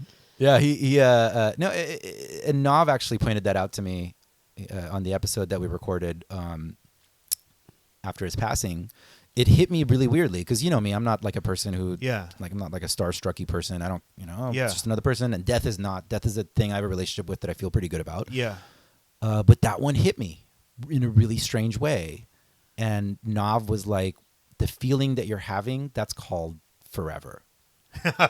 He's like, you've never had that before. Wow. Like it's this absolute forever. Like, wow, I'm never going to be able to get him on the show. Well said. wow.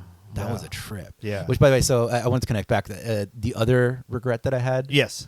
was I was in Vegas, and I forget which casino we were at, one of the newer ones, and I all of a sudden find myself standing 10 feet away from Donald Glover, Childish Gambino. Oh, yeah.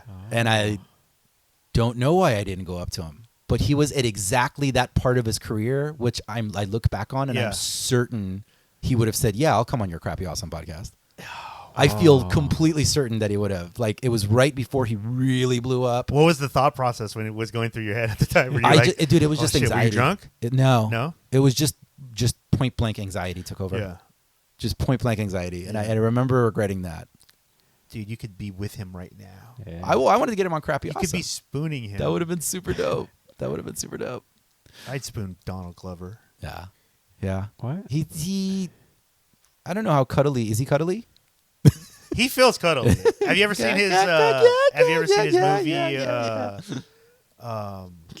Detective Squad or something? No. Because he started with like a sketch. Yeah, comedy. yeah. They have a movie out. What were they called? Derek Comedy? Yeah, Yeah, Derek Comedy yeah. has a movie out about him. Yeah, I'll check that out. Yeah, I went through Community again recently. Oh, me too. Yeah. I just did that too. God Wow, damn, that's this weird. show's amazing. Yeah. Guy crushed it in that. Yeah, that was my other regret. Not that. Not finishing Community in time. Yeah, not finishing Community. Biggest It regret. stays with you. That's called forever, Raj. It was. I just remember like those two things popped up in my head, and like the Larry Harvey thing was a weird one too. But it feels like you feel it right now still. Yeah, It's just a sting. yeah, because I feel more again. Like I feel better and more confident now than I ever have. So now it just feels Right. dumb that I didn't walk up to both of them. But it wasn't, man. It just wasn't meant to be at that You time. just weren't even that. You're not. Yeah. You weren't this person. That's just. Yeah. And it doesn't exist anymore. Yeah, yeah. And neither does he. Yeah. Too soon? Too soon. No, Okay. no, that works. They Okay. just he had a pretty ridiculous sense of humor. That's dope. They did, in fact, when I was so I recorded episode 100 in South Africa. Yeah. Africa yeah, Burn. you did. Yeah. Oh. That show. Was that show got me crazy, there. man? Super trippy. Yeah. And they had How's the country? they had Larry's hat as one of the art projects. Oh shit. And not his actual hat. It was like a hat. Oh. And they burned it as a tribute. Oh, that's cool. So that's the trippy part is that So you got to dude. Talk about watching forever burn. Yeah. Right in front of your eyes, dude, and I'm sure that they had like Was it a they practical had joke on tributes you? like all over the world at different regional burns to him, Yeah. which is like it's interesting to watch that because I'm like, oh, this is how religion starts. I They see start that. worshiping a certain Yeah, personality. like he was just a dude. yeah, Yeah. yeah, and I feel like he himself would have even said that. Yeah. No, most of his own circles had the pretty dark sense of humor. People about are it. crazy. Yeah, yeah. We No, do that all the time. They might worship you, man. No, there's probably someone out there that might. Yep. Now that I There's think somebody about out it. there that is right now just Mr. hanging Rush. on every Dig it. word. Imagine that. Did Africa Burn? Africa And Burn. one day he will kill you. Yeah. If that's the way If to that's go. the way to go. If I that's the remember way you to go. told me that. Yeah. Yeah. Being killed by a stalker who loves me too much. He just loved you too much. Yeah. Yeah. That's a lot of He'll love. also do the eulogy. We'll let him do the eulogy. Well, he liked him the most. That would be the ultimate. Yeah. That would be that'd the awesome. ultimate. Okay, wait. So let's get back to the story, though. So, that's why you started. Okay. Yeah. All right. So I feel like we've hit a lot of. It's so interesting. Coming up to this recording, I had like stuff that I felt like I wanted to clear. I was telling you that to me, there's this for listeners who aren't aware. There's this Lil Wayne mixtape where Lil Wayne had like his journal of rhymes that he'd been written forever, and he hit a point where he felt like it was holding him back. So he just went through. He did like a mixtape of just rapping and like releasing all of them. getting everything out. Yeah, and you could hear him like ripping the pages out of the notebook. Yeah. He's like, fuck this rhyme. It's done. Like, he just needed to clear the slate. Yeah. I kind of felt like this episode was going to be that. That's dope. And that's what attracted me to You feel like you've done some of that right now? I definitely feel clear. Okay. I feel more clear than I was before. Yeah. Ready for the new dust. Yeah. New dust. I need New some dust. new dust. It never Some stops. cleaner dust. It never stops. Yeah, I camped with Burners Without Borders one year. And it was a great experience. They're a pretty amazing camp, and they're doing amazing shit in the world. Yeah. But I did remember always feeling this sense of I'm at the office and I need to watch myself Oh. because you're kind of representing Interesting. Yeah. the org by Yeah. camping with You them. don't like The Office. No, No. no. Which is why like that was one Do you of have the nightmares of cubicles and shit? I do. Yeah, I know. Absolutely. I know. I worked in cubicles I for know. years. I was one of the first people who saw Office Space and told people you need to fucking see the movie. You're like, it's a documentary, man. Yeah, we it's a weird thing too. Like part of the other like emotional things that I've been experiencing with this show is that on one hand, yeah, like you were saying, the rebel thing, like it's meant to be independent. Right. Um, It's kind of punk rock. it's meant to be its Yeah. own thing. It's meant to be like this is where you can say whatever you want. And I'm not going to censor you because I'm not answering directly to the org. And Burning Man's been supportive, mind you. Like Yeah. the first message we got from them after a few episodes of this show, as soon as I told Meg, by the way, producer Meg, she was like, "Fuck, is it a cease and desist letter?" Oh, wow. And no, it wasn't. It was like, "Hey, that we really makes like, sense. yeah." They're like, "Hey, we really like what you're doing. Can we put it on the website?" I'm like, "Yes."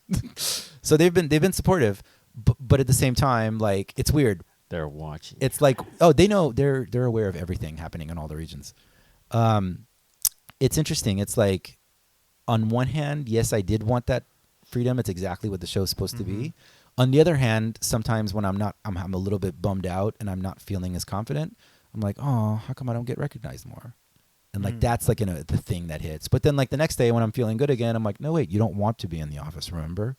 It's like a weird needing parents' approval thing Yeah, that's that interesting. I think was also one of the things that poked at my confidence. I think that's just a couple Oh, yeah. counseling sessions. Yeah. Get rid of that. Yeah, because that's nonsense. It's Yeah. nonsense, Arash. Yeah. You're awesome at what you do. Yes. Of course. There's no. Yeah, you've already chosen a life with no boss. Yeah. That's a choice, and people who I know there's a lot of people listening that know exactly what the fuck I'm talking about too, Yeah. because it's such a leap. Right, you go through all the anxieties of like, oh my god, am I out here by myself? Like, Yeah. it's really me just trying to make shit happen. Yeah, because you just probably would die slowly the other way.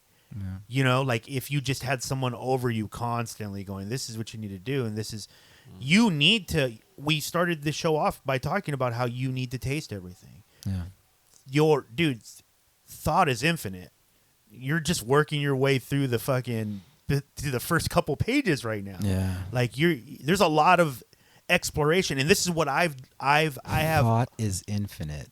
Absolutely. That's a dope phrase. Look, dude, friends like you who think like you, I always encourage them in this way. It's super important. One, you're an astronaut.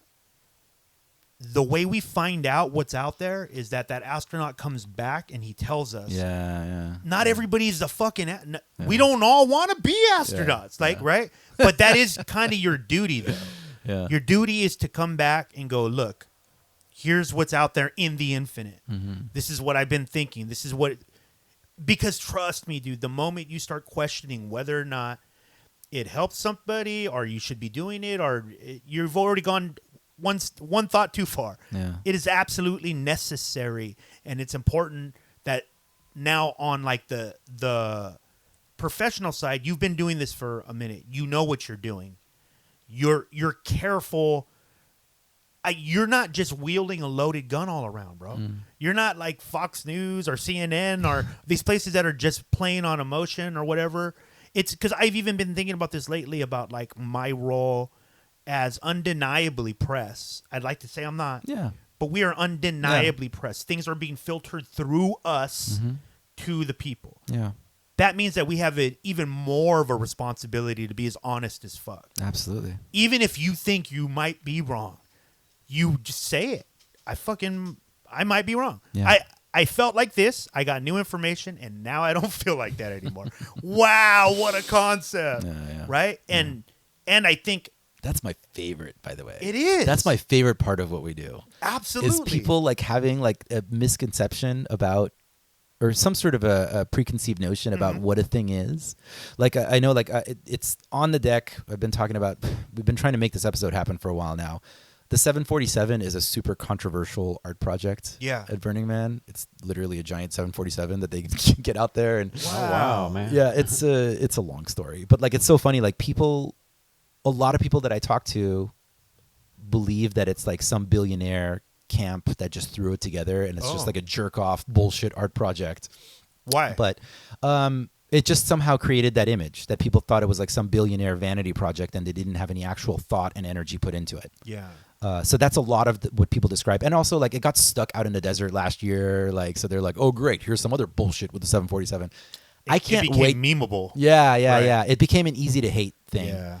I can't wait to tell the story of that one because I just have enough of the backstory to know that it's like the dude who started it really is not people some like care. billionaire. Yeah, he Yeah. legitimately cared, and it all has interesting That's stories behind dope. it. Yeah, so that There will you come go. this year. There you go. Like, how else would Yeah. that story be told? Yeah, Right? Yeah. Because sometimes, like, again, as the astronaut, and you're out there, you're willing. Look what you're willing to do. yeah, You're literally saying, like, I'm willing to look at both sides of things. yeah, And then try to find out whatever the best thing is, whatever the best truth is for all of us. yeah. Right? Because even in that situation, what is the best thing that happens? That people know that it wasn't that. Yeah. That people know that because then you're going to, even if you thought that's what it is, and now you find out that it's not, dude, you just gained value. It's my favorite. You gained value. You became better. Yeah, And again, and if we don't have people to facilitate that, dude, especially now, before we cut this off, I definitely want to hear your opinions on all this, what's happening now Right. in the streets. And because this is why I tell you all that, is because, again, I was saying your experience, we need our generals on the battlefield right. Yeah, in every community. In every community, it's important that people who listen to your show, or people that might even want to do a show like yours, are looking to somebody and they can trust the fact that that person's not feeding them bullshit, because there's too much. And right now, again, even as just being a little older, I think we have a responsibility to the youth to be able to, they need some sort of anchor. They need something. And they're not what we were. They're not, fuck you old people, blah, blah. That's not what's happening. Yeah. I have the privilege of working with like the Y generation a lot, right? Which is this younger generation that comes in. Bro, they are so informed. Yeah. It's so encouraging. yeah. So encouraging. Yeah. And if we're both community builders, then I think it's important that we take every side into community. I'm also the same person who has said on the last 3 podcasts that we also need to slow down and talk to our elders Yeah, absolutely. and explain to them, like, hey, guys, I know it seems scary. This is what this means, and this is what this means, because it's not their fault that they were fed something and they bought it hook, line, and sinker. Right. Well, It's not their fault. Part of what you're describing is the conversation we were having earlier about experiencing the same thing, but through just like different layers of Yep. consciousness. You know, like the older generation, for example, like the you know, some of the Fox News watcher types, for example. Like I think that the wrongest thing that we're doing is immediately dismissing them Oh, yeah. as like, oh, you're stupid, oh, you're racist. Yeah. And you know, a lot of it could even be argued that it's not like even like an age thing, even though a lot of it there is a huge overlap in different age groups. Because I mean, like when you're out there looking at the marches, a lot of the people that are out marching are the younger people. Absolutely. You know, the other day I was in a BLM bike ride. Oh, that's dope. And there was this guy, like this. He was elderly and he looked to be disabled, and it looked like it was his mom behind him. Uh-huh. And they were standing at a bus stop, and he was holding up a cane, and he was like, legitimately, he thought that everybody was about to attack him. He was ready to like defend Right. his mother, Right. because his reality, wow. yeah, Yeah. his reality is he probably just, you know, he watches Fox News and listens to whatever conservative radio. He's I an don't older blame him. dude, though, right? Yeah, yeah. So, his reality was that Yeah. he actually lived through things Yeah. that were fed to him. Yeah. And yeah. My mom and dad think it's like pretty terrifying because in their day, Mm-hmm. in Iran, when young people were in the streets protesting, it meant turned something into a totally revolution. different too. Right. Yeah. Right. Which this might do Yeah. that. I think it's, I think it's important that I am not one of those people. Like when it comes to Black Lives Matter, this is what I think as a non-black person. This is what I think we can do. And it's not that brown people they need to win this for us to even get in the conversation. Yeah. Let's be honest. But I understand the anger. I don't care about people pointing out what looters do and blah, blah, blah. I don't care. I don't give a fuck. Of course, people are going to try to point out the worst parts of any single situation. It doesn't matter. It fucking doesn't matter. By the way, they're all insured. Everyone's going to be fine. Knock it. Like that's simpleton thinking if we're focused on those kind of things, right?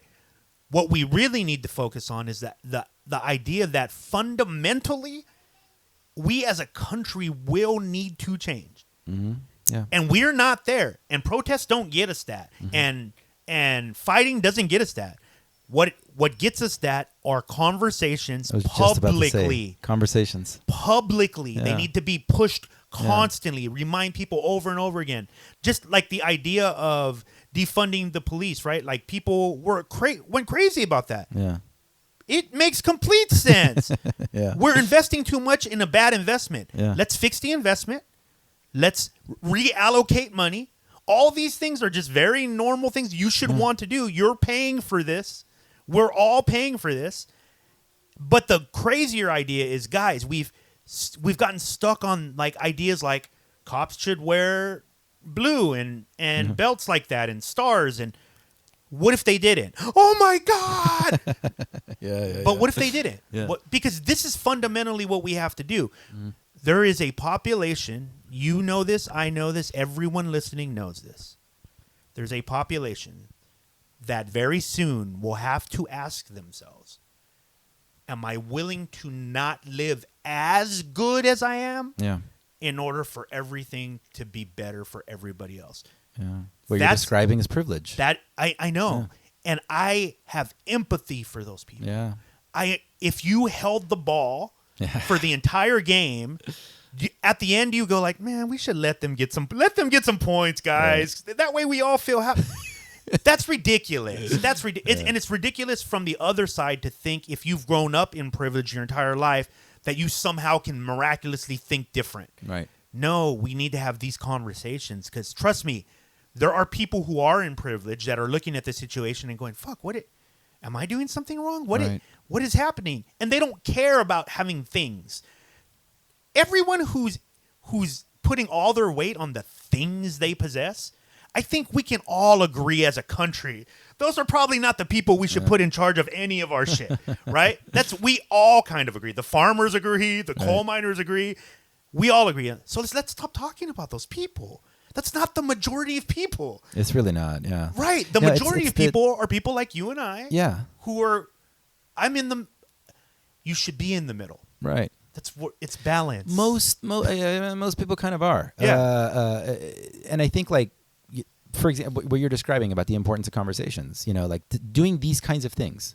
Yeah. And that's one of the things too, is I always describe, I always tell listeners, like if anybody's interested in starting a podcast, whatever is at my disposal is yours. Yeah. You've been saying that since day one. Oh yeah. Message me, go to burnerpodcast.com. You can message me right there. Like I will, whatever I can do to help you get it started, I will. Yep.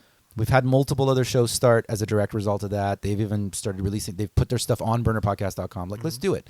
More of these conversations is what we need. Yeah. More one-on-one talks, less, the social media. One of the reasons I left, like I've been like on Facebook less than ever, is that it's just like a platform for virtuous signaling. Ooh, all it is very just nice. like people would rather get applause for saying the right thing, quote unquote, Ooh, that's than so actually good. feeling the right thing. Yeah. It's turned into more of a facade. Right. But this right here, like these kinds of conversations, and they can be done through various lenses. So, for example, Crappy Awesome, what you're listening to, by the way, listeners, this back and forth that we're having, this is what we did for 200 episodes. This kind of stuff. Yeah. These kind of topics, it just was presented through the lens Right. of hip hop. Right. Same thing with Burner Podcast. When I started this show, the idea was these kinds of conversations simply presented through the lens of Burning Man. Yeah. And then I started to feel pressure, like I said earlier, about like, what if it's got to be a certain kind of show and the kind of stupid bullshit that we artists place on ourselves. Right. But we can continue. Like that's what it is. We're having the same conversations in every community.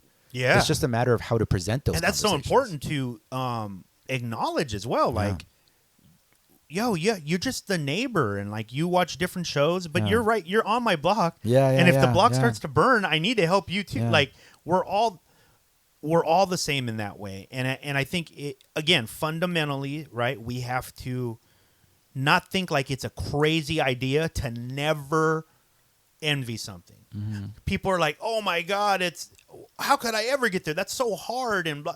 Well, it will remain hard until we start to implement ideas. Why our leaders need to come together. Look, even what are you doing? Are you voting for Biden? Yeah. Okay, so here's my idea. This is a conversation I hope that every community starts. Did you see how much excitement I had by the? Yeah, I know. Like, yeah. Bro, I'm right with you. I am right with you. Yeah. I hate the fact I'll say it straight up. I hate the fact that I have to vote for him. Yeah. But here's the plan. Get rid of Trump Yeah. and then hold Biden's feet to the fire. Yeah. Change nothing. Right. Stay on the street. Until he gives us what he said. Fuck him too. Yeah. But I understand why we first of all, even if it wasn't Trump, if all this stuff happened under any president, it would be time to shake it up. Right. They got to go. Somebody needs to come in, but they need to understand that I do not envy future presidents because the job needs to be so much different now. They need to answer for all this shit. If we're going to be this hard on Trump, we better be this hard on Biden. Right. We better be this absolutely. hard. You know what I mean? Like, really, he gets no passes. Right. Especially for me, he gets no passes. And I can say this, by the way, the way to do that is to be more involved in local politics. Absolutely, bro. You were the first. I'm struggling person, with this a little bit. By the way, I know, but you're the person who convinced me of that. to get involved with local. Yeah. I think when we first were hanging out, I was like, "Fuck voting, don't Yeah. vote at all." Blah yeah, blah blah. You were. I remember that. And I got involved with our friend Fernando. Mm-hmm. I was helping manage his campaign. He just ran for Congress. Yeah. Right. And he lost, but he ran, and I got to see the ins and outs of that shit. And man, the things that local politicians are in charge of. Yeah. affect you so much more than Way you could more. ever Yeah. anything. And that's, again, this is, I'm just telling you, if you were like teeter-tottering on it, I am a person who completely didn't believe in it. Yeah. I jumped in. I said, let me figure this out. And I saw it. I was wrong. There's so much. And having great people in those positions, my God, is life-changing. It can be life-changing. You will experience it like that. Yeah. You know? Yeah, absolutely. And there's a lot of different ways that you can contribute too. One of them is, for example, doing a podcast. The way that I would like reference that with Burning Man is like, you know, you have a Burning Man camp and you have different people that come together and everybody does really what they enjoy doing. Like if you're the kind of person who likes swinging a hammer and building a bar, you can do that kind of thing. Yeah. If you enjoy, you know, if you're a DJ, maybe that's how you contribute. Like everybody's contributing in their own way. I think that kind of mentality, the feeling of it needs to be a sacrifice is an outdated idea. Oh, yeah. It doesn't need to be a sacrifice. Yep. You can do exactly the part that feels most natural and enjoyable to you, and that is doing more than what most people have done historically. Yeah, and for people who feel like if your knee-jerk reaction, just give us a minute. If your knee-jerk reaction is like, no, that's wrong. Like, Yeah. just listen. Even intellectually, logistically, as like a business owner, it is better to find people that like doing the things that they're doing. There's no argument for that. Yeah. You will produce more. You'll Yeah. make more money. Yeah. Everything will get bigger. Everything will get better. That is, and if you look at like, and I'm not like a huge fan of that company, but so like you heard that Twitter is letting everyone work from home forever. Oh, really? Forever. Wow, And you know that's I didn't know huge that. for I a didn't know big that. company of their Yeah. size because they found that they were more productive. That's It just fascinating. works, right? Yeah. Things that you and I, we talked about that a long Yeah. time ago. Why it doesn't make sense to have a supervisor and someone over you Yeah, and blah yeah. blah blah. I've been exploring that more recently too. Yeah. It's interesting, and I imagine we'll get into this in a future show. But part of that shift that's coming is moving a little bit from the masculine approach to companies and entities and project management to feminine. The good old boy system. Yeah. because they did. The masculine was also like very top down. Yeah. Whereas now it's moving more a little bit towards inwards and outwards. Yeah. Yeah, that's super interesting. And I know that I'm pretty sure the founders of Twitter are all burners too, by the way. They are. Yeah, they are. Yeah. Yeah. And I know a lot of Facebook top brasses out there. Yeah, and I'm a fan of what Twitter has made. I'm not always a fan of what like the choices they make, but Yeah. that to me was like, okay, even if this is, and it's important for all leaders to think like this, even if it wasn't, you're not doing it, Twitter didn't do it because they had empathy or they just did it because logistically it's way better. Good. Yeah. Fucking, Yeah. I don't care. I Yeah. don't care. It's still the smartest thing to do. Right. People shouldn't. If you're at home and you're working from home and you're like, oh man, I get to chill with my kid more, and man, it's better here. Me and my wife get along better, or I get to know more about my son, and I'm doing work and I don't mind. Why would you not want someone to do that? You and I know why, because management, like the management job, has kind of deteriorated into just a position that needs to be filled. It's not Right. necessary, right? Like management makes more management. That's why there's a lot of management for, Yeah. especially you worked in government and so did I. Right. That's where it's like the highest levels of mismanagement. You know what I mean? Oh, Yeah, it's just so it's ridiculous. But it's because most managers need to justify their job because Right. it's not a real job. And they've been working there for like 20 years. And Yeah. you can't get fired. Yeah. So they just keep Ever. shuffling them around. Dude, think about what is the job of a supervisor? Yeah. To make sure you do your job. Why Yeah. did you hire someone that you have to make sure they do their job? That's crazy. Yeah. No, it's we don't have time to get like super deep into this, and I will yeah. be doing that in a future show. But yeah, one of the interesting things is like law enforcement. We both have Yes. lots of experience with law Yeah. enforcement. They are what I'm looking at with them is like it's the same shit that's wrong with a lot of government bureaucracy. Yes. But now they have guns. Yes. And it's like it's a lot of situations like that where on the outside it looks like it's like the conspiracies for sure exist, but there's a lot of stuff that people look at from the outside that don't understand how government bureaucracies work that they think are conspiracies. Yes. And they're not. It's Absolutely. bureaucracy. It's absolutely. It's the mess of bureaucracy. It's unions. I think they it's- think that it's conspiracies almost as like a. Because, dude, if you think about that, it is just bureaucracy and that Yeah. it's just human error. A lot Yeah. of it. That's terrifying. A It's lot almost, of it is human error. It's almost easier to just be like, no, it's got to be. Oh, yeah. It's got to be Illuminati. Yeah. No, it's just some dumbass who Yeah. got in a position and mismanaged it. Yep. Like that. Most of the time, that's what it is. And But a lot of them is that too. Well, the document said I was supposed to do this in this Yes, situation. yes. And yeah, it's systematically dude, fucked. change is a scary thing For for sure. people, bro. For sure. People are terrified. Yeah. But it's coming. It feels. I haven't been along on this world for that long, but this Feels is big. definitely Feels big. Dude, It you know? feels big. Do you know who Paul Sig is? no. Paul Sig is a channeler. Uh-huh. Don't tell me you had him on this show. No. fuck. I was listening to one of his Be like, talks the other day. Like, Fuck, what a dick! Didn't even he- invite. He's kind of like channeling for any listeners who might be familiar with Abraham Hicks. Oh, yeah. We've talked about Abraham a little bit. Long story short, the reason I think it's interesting is because to me it's the DMT machine elves talking. Ooh. So no, Paul Sig had he was channeling something recently, and he said the change that's coming now. The last time that we had something like this, it was like basically like the meteor that hit the earth. Right. But like it's about to be one of the biggest changes in consciousness and organism existence. Yeah. And if there's any truth to that, that's a trippy ass fucking thought Bro, to play with. This is Wow. this is, and I won't get too deep in this, but this is where I'm at with it. Like, I think people need to step away from the emotional side of this a little bit, right? And if you have the ability to do that, please do so. Like, there is some math problems that are very present in front of us right now Yeah. that will lead to a very obvious answer. And this is like, say in California, right? Here's a few in California, and I bet you can apply these to every state. Yeah. We are about to experience an overwhelming amount of evictions right a few months away. Oh yeah, yeah. That's yeah. going to happen. There's no expert that says that's not going to happen. That is going to happen, which will result in an exodus from California, right? Housing's going to plummet. It's going to hit by the way, if you want to buy a house, December, January, start looking. I got my mom looking for the first time in her life, and she's 70.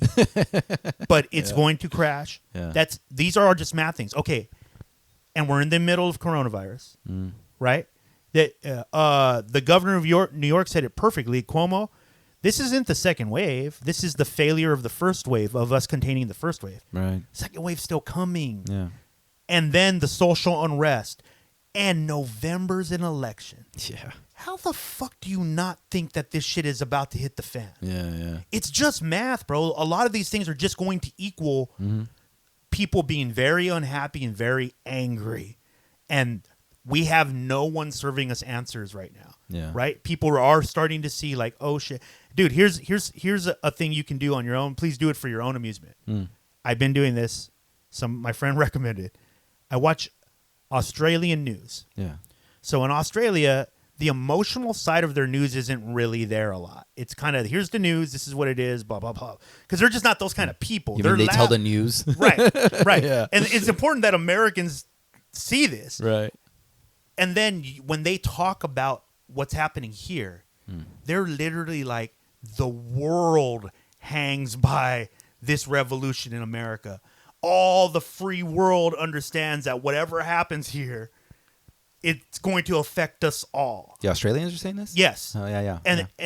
And they're like, I was getting this perspective. I was like, oh shit, like being in it, we don't even see how big it is. Like the world is going like, if for whatever reason that group that is wanting change doesn't get that, it's over for all of us. When I was in South Africa, Paul, who I stayed with, the contributing producer of the show that got me out there. Yeah. He said, "Yeah, it's America sneezes, the rest of the world catches a cold." Wow.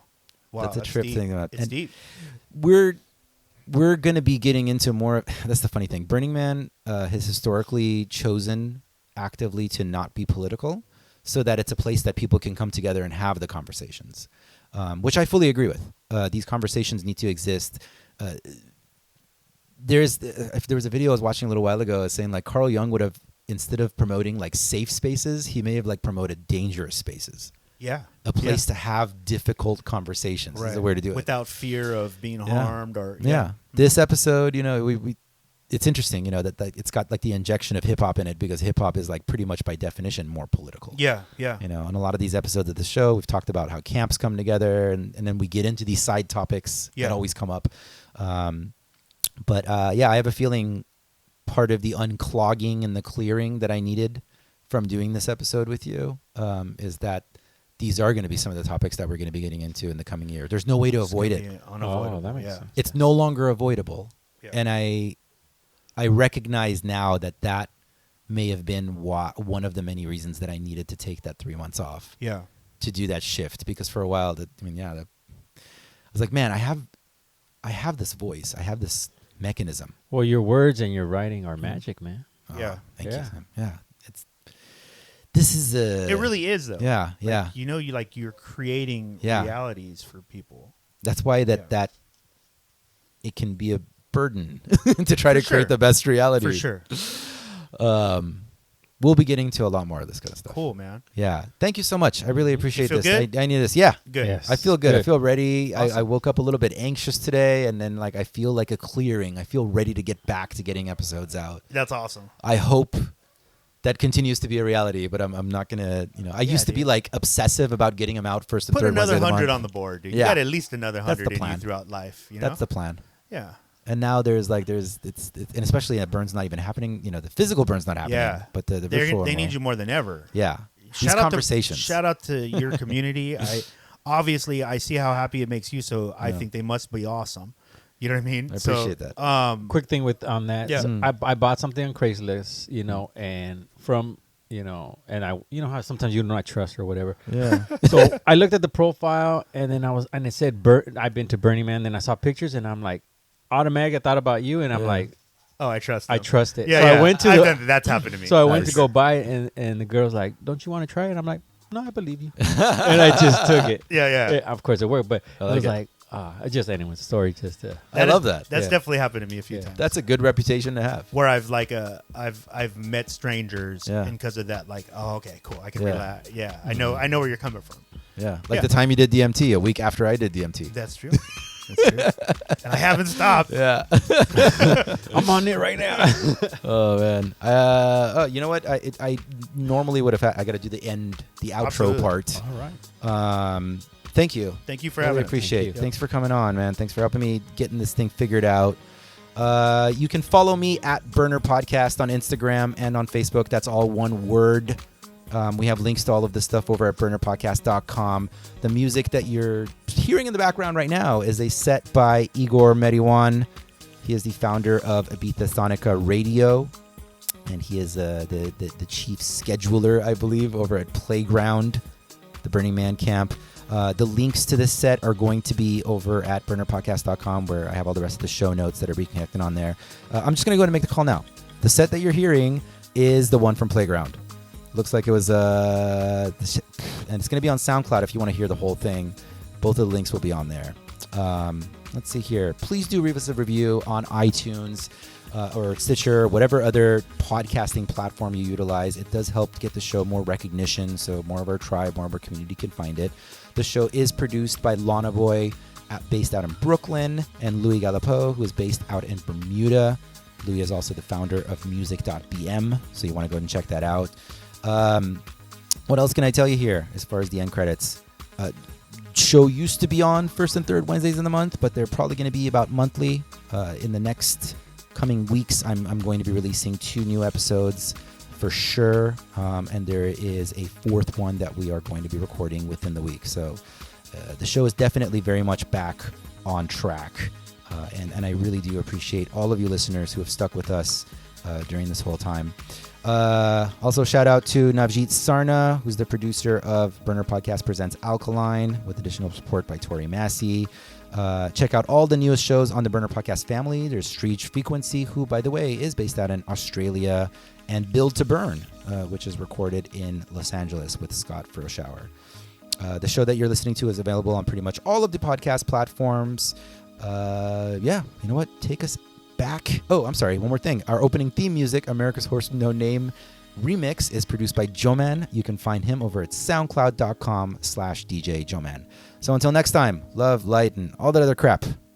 Take us back to the burn. Take us back to the playa, Igor Meriwan. I was with my colleagues at the camp having some dinner, and we have to run for opening this. And it was a very, very, very, very hot night. It was incredible because it's always, when you plan you're gonna play at night, it's like always super, super cold. But this night was especially hot, and we were playing at the Incendia. So when the fire came into the ceiling, it was literally burning. So I did the warm-up set. It was pretty special for playing in this crazy fire in the ceiling place. And the other set is another hot one because it was right after the Man Burns.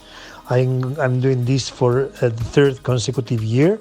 I mean, with Carl Cox, who plays after and before him, for the whole crew that takes care of Carl is very important because he really needs a proper warm up. I mean, someone that understands what's coming next, and he feels really comfortable with me playing before. I've been playing for him on his birthday parties in Ibiza, at Space in his residency at. Here in Ibiza too. I mean, he feels really comfortable with my sound. It's not the same sound at all. He plays more techy or more funky house sometimes. And my sound is completely different. But I think this is the good combination. If I play the same or similar music, it will not impact the same to the people that are expecting Carl to start playing. So that night it was a back-to-back between Carl Cox and Joseph Capriati. My idea was to play for 1 hour, and I think I finished playing for 3 hours. When I finished, I was like literally exhausted of playing all day again, all the week. Going to the Man Burn. It was super energetic night, and I have to run to start playing. When I finished, it was like 5,000 people there, so waiting for Carl to start, and I was super happy.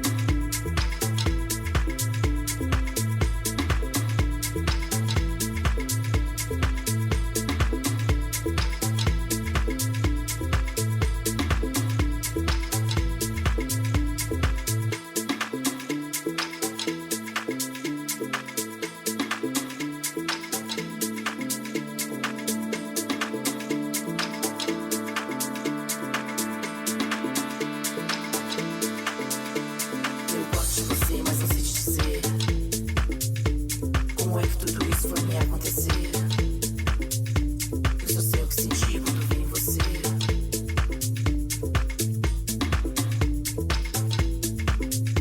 Eu gosto de você.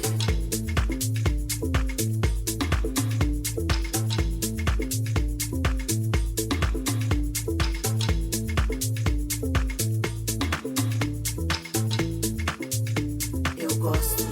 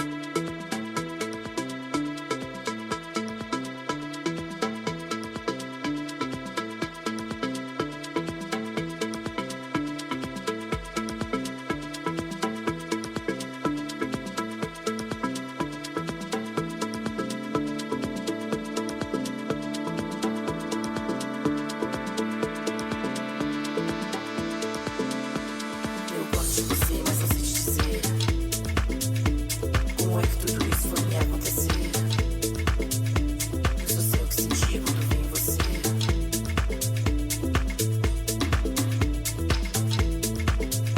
Eu gosto de você.